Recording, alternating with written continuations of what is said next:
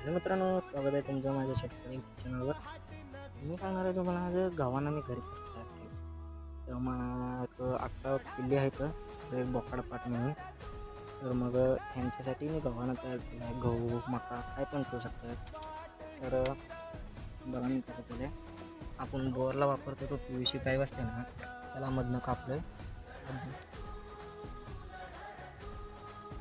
PVC पाईपला मधनं कापून ना मग असा लांबार पाईप जरा 7 ते 8 फूट आहे.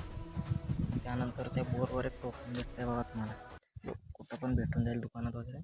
तर मग अशा प्रकारे 2-4 नटन वायसर लावून घेतले, एकदम पॅक करून टेन्शनच नाही. मग 3 जागी असं केलं, इथं 2 जागी असं त्या प्रकारे वायसर लावून घेतले. असं सगळीकडे करून घेतलं आहे 3 जागी.